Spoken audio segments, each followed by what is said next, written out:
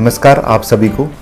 आज हम एक और बहुत इम्पॉर्टेंट विषय पे बात करने वाले हैं जिसका नाम है डायबिटीज़ के मरीज़ अपने पाँव का कैसे ध्यान रखें। अक्सर ये देखा गया है कि डायबिटीज़ के मरीज़ अपने पाँव को लेके काफ़ी एजुकेटेड नहीं होते हैं, उन्हें प्रॉपरली बताया नहीं जाता है कि पाँव का कैसे ध्यान रखना है। और पाँव के इन्फेक्शन अगर डायबिटीज़ के मरीज़ में होते हैं तो वो काफ़ी केसेस में बहुत ख़तरनाक होते हैं और कभी कभी जानलेवा भी हो सकते हैं। तो आज की वीडियो में हम जानेंगे कि डायबिटीज़ के मरीज़ अपने पाँव का कैसे ध्यान रख सकते हैं और क्या क्या चीज़ें उन्हें नहीं करनी है जिससे उन्हें पाँव की इन्फेक्शन ना हो। तो चलिए शुरू करते हैं। डायबिटीज़ के मरीज़ों में ये देखा गया है कि नर्व्स का डैमेज, जैसे जैसे डायबिटीज़ की ड्यूरेशन बढ़ती है, अवधि बढ़ती है, वैसे वैसे नर्व्स का डैमेज होता है। ये उन मरीज़ों में ज़्यादा होता है जिनमें डायबिटीज़ पुअरली कंट्रोल्ड है और शुरू से अच्छा कंट्रोल नहीं मिला है। तो इस नर्व डैमेज के कारण अगर किसी डायबिटीज़ के मरीज़ को कहीं ज़ख़म होता है या पाँव जल जाता है तो उन्हें एहसास नहीं होता है।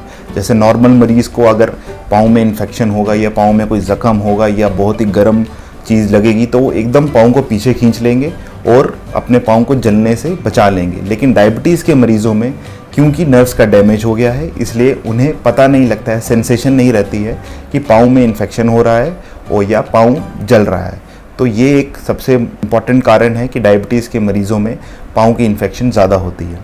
नंबर दूसरा जो कारण है कि डायबिटीज़ के मरीज़ों में जो ब्लड वेसल्स होती हैं, जो रक्त की कोशिकाएं होती हैं, उनमें जो है वो खून के थक्के जम जाते हैं, क्लॉट जम जाते हैं, जिस कारण पाँव में प्रॉपरली ब्लड सप्लाई नहीं हो पाती है। और अगर डायबिटीज़ के मरीज़ को इन्फेक्शन हो गया तो वहाँ पे बॉडी की लड़ने की क्षमता नहीं होती है क्योंकि वहाँ पे क्लॉट जम गया है। इसलिए डायबिटीज़ के मरीज़ों में जब कभी इन्फेक्शन होता है तो वो बहुत जल्दी फैलता है और इतने जल्दी कंट्रोल में नहीं आता है।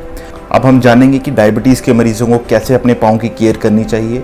सबसे पहली बात कि अपने पाँव की नियमित जांच करें। आप अपने पाँव को रोज़ इंस्पेक्ट करें, देखें कि कहीं उसमें सूजन, ज़ख़म तो नहीं है, कहीं रंग तो नहीं चेंज हो रहा है, कहीं उसमें कोई फोड़ा, फिंसी या कोई घाव तो नहीं आ गया है। उंगलियों के बीच की जांच भी बहुत इंपॉर्टेंट है। उंगलियों के बीच में देखना है कहीं कोई फंगल इन्फेक्शन तो नहीं है, कहीं कोई वाइटनेस तो नहीं हो गई है।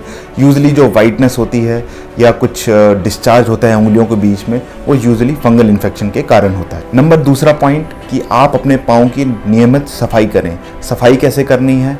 एक टब में या छोटे से बकेट में कोसा पानी डालें, गुनगुना पानी डालें, उसमें सोप डालें और उसको पाँव को अपने जो है 3 से 5 मिनट तक भिगो के रखें। उसमें ये ध्यान रखना बहुत ज़रूरी है कि 5 मिनट से ज़्यादा नहीं भिगो के रखना है क्योंकि उसके भी अपने नुकसान होते हैं। तो 3 से 5 मिनट तक डेली आप अपने पाँव को गुनगुने पानी में टब या बाल्टी में डाल के रखें। उसके बाद आपने अपने पाँव को निकालना है और टॉवल से अच्छी तरह ड्राई करना है। उंगलियों के बीच की जो स्पेस है उसको भी काफ़ी ड्राई करना है।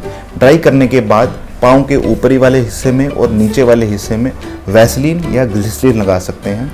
इसमें इम्पॉर्टेंट बात यह है कि जो उंगलियों के बीच का स्पेस है उसमें ग्लिसरीन या वैसलीन नहीं लगानी है, उसको बिल्कुल ड्राई रखना है। तीसरी बात हम बात करेंगे कि नाखूनों की कैसे केयर की जाए। डायबिटीज़ के मरीज़ों को हमेशा नाखून जो है वो बिल्कुल सीधे काटने चाहिए, एजिस पे यानी कि बिल्कुल कोनों पे कटिंग नहीं करनी चाहिए। और नाखून काटते समय हमेशा नेल कटर का ही यूज़ करें। जब नाखून काटने हैं तो बिल्कुल डीप ना काटें और रेज़र या फिर चाकू का इस्तेमाल बिल्कुल नहीं करना है नाखून काटते समय। हमेशा आप नेल कटर का यूज़ कीजिए। चौथी बात जो हम जानेंगे कि डायबिटीज़ के मरीज़ को जूता कैसे पहनना है। देखिए, जूतों की जहाँ तक बात है तो डायबिटीज़ के मरीज़ों के जूते हमेशा लेसिस वाले होने चाहिए और जब भी आप जूता पहने उससे पहले सॉक्स हमेशा पहननी है। और डायबिटीज़ के मरीज़ों को नंगे पाँव तो कभी नहीं चलना है। अगर घर पे भी चलेंगे तो MCR माइक्रोसेलुलर रबर की शूज़ और चप्पल आते हैं, हमेशा ट्राई करें कि वही अगर पहने तो बेटर है। जूते जो पहनने हैं उसको पहनने से पहले ये देखना है कि उसमें कोई कंकड़ या कोई फॉरेन मटेरियल तो नहीं पड़ा है जिससे कि पाँव को आपको ज़ख़म हो सकता है। जो सॉक्स होनी चाहिए वो या तो कॉटन की होनी चाहिए या तो वूल की होनी चाहिए, ऊन की होनी चाहिए। इलास्टिक जो सॉक्स होती हैं जिनमें टाइट बैंड होता है ऊपर, वो सॉक्स हमेशा अवॉइड करनी चाहिए और नायलॉन की सॉक्स भी अवॉइड करनी चाहिए। और पांचवी और सबसे जो इम्पॉर्टेंट बात है वो है डायबिटीज़ कंट्रोल। अगर शुगर शुरू से ही आपकी कंट्रोल में रहेगी तो पाँव की कॉम्प्लिकेशंस, किडनी की कॉम्प्लिकेशंस, हार्ट की कॉम्प्लिकेशंस, ये सब हम अवॉइड कर सकते हैं।